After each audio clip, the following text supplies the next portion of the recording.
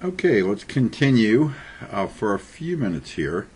We're going to talk about XML without necessarily talking about Android. We're just going to talk about pure XML.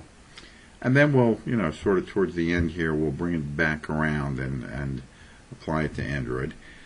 Again, as I've said a few times, you need not be an expert in XML. And that's not our goal here, but just to get a little bit of utility, just to sort of learn the rules of the road. And I think you'll see the rules of the road are pretty simple. So XML, been around for a while. It stands for the Extensible Markup Language. The specification is held by the W3C, the World Wide Web Consortium, which is often referred to as the W3C. If you're not familiar with the W3C, you should check it out. It does many things, and it's essentially a vendor-neutral organization. It's a not-for-profit organization that, among other things, brings forward technical specifications. XML provides meta information, or along with the data about data. That's when you talk about metadata. Metadata is data about data. It was originally intended to be it was originally had a goal to be human readable and very easy for the user to define. In my opinion, it's gotten away from that over the years, and in some cases, not so much in Android, but in some cases it's gotten very complex, but that's another discussion for another forum. Essentially, XML at its root is content and tags, exactly how we've been using it in Android. So the tags are enclosed by these angle brackets, and there's a start tag and an end tag. An element has a starting tag, some content, and an ending tag. So let's look at this simple example here. We have an element called recipe name. The starting tag is, as you see on the left here, an angle bracket, recipe name, and a closing angle bracket. The ending tag is an angle bracket and the slash, and the slash, the forward slash, indicates this is the closing tag.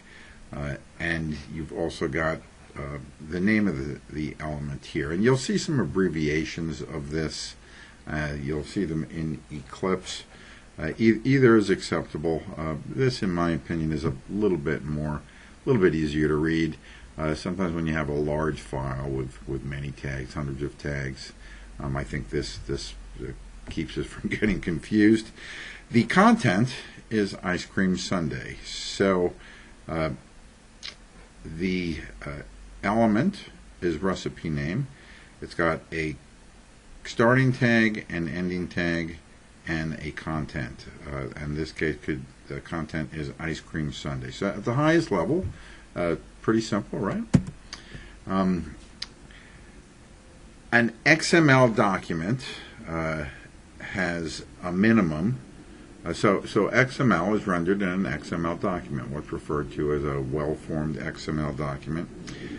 All XML documents have a root element. They have at least a root element, and there are generally additional elements in between the root elements. So here on a little example here, we have a root element of address. So here is our starting tag, address. Here is our closing tag, slash address. And so that's the root element. We can nest other elements inside here. So what might some of our other elements be? Street address, state, name, zip code, etc. Let's suppose we have one called zip code nested inside this address element. We'd have angle bracket zip code, a value, and then angle bracket slash zip code closing angle bracket. So this idea of nested elements is very prevalent. It's the norm. Very rarely you'll see a document that does not have nested elements. So let's take a look.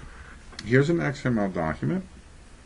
So here, and you'll often see this informational tag with the XML version. This is generally auto-generated by your XML builder. Don't worry too much about that. The part we're interested in here is an XML document. Now remember what we said. All XML documents have a root element. In this case, the root element, I think as you can see, is address. Nested inside this element, there's a number of additional elements. And I think as you can pretty easily see, there can be multiple levels of nesting. So let's take a look at that. Nested within the address element is an element called name. Here's the opening tag. Here /name is the ending tag. Further nested inside, so name is nested inside address. Nested inside name, we have 3 more elements. We have title, opening and closing, content is Mrs. First name, opening and closing, contents is Mary. Last name, opening and closing, last name is Magoon. And these are nested inside the name element. Once we've specified these, then we close up. We have a closing tag for name. Continuing, we have a street. Street is nested inside the address element. We have a city nested also inside the address element, a state, and a zip or a postal code. So again, the root is address. We have a number of nested elements, and we have multiple levels of nesting possible. In my opinion, I would stay away, and you probably won't have reason to do this in this class, but I would stay away from too many levels of nesting. There's a number of data models out in industry, quite a few actually, where some of the nesting, you've got things that are nested, literally 20, 30 levels deep. It's impossible, impossible sometimes to keep track of what's going on. And that's what I meant about some of the, the original vision of XML intended to be, simple and human readable. So some of it has been overwhelmed by complexity, in my opinion. Again, in this class, most of what we do will be pretty simple, pretty straightforward. Just a couple levels of nesting, and the XML files I think you'll see are easy to understand. Okay, XML basics. So just to sort of recap. So a tag is the text between the angle bracket, the left angle bracket, and the right angle bracket. There are starting tags, as you can see, and the ending tag has the / in there.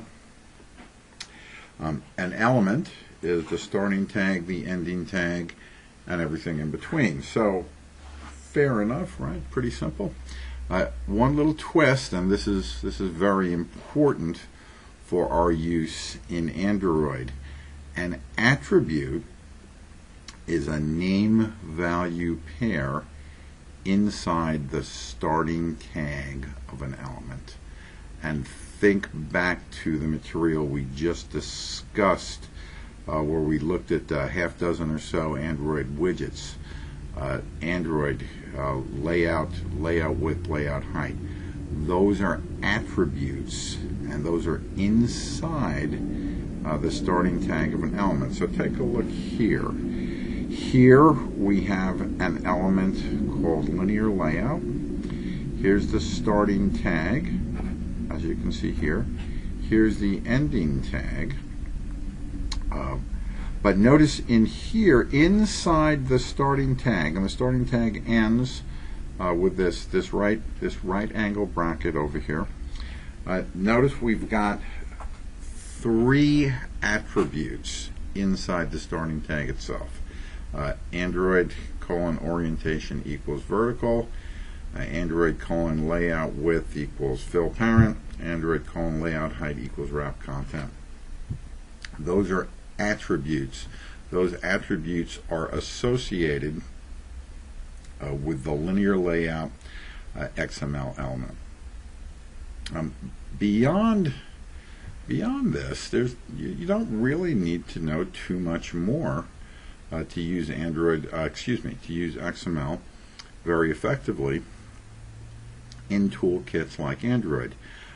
I strongly recommend, though, I've posted a tutorial out on Blackboard, and you'll see it. It's a tutorial created by IBM. I think it's very good. Take a little time with it. Go ahead, look at a few files. Maybe take your favorite text editor, or some of you might actually have some. There's a number of different XML tools. You can do it in Eclipse. Go ahead and create some XML files.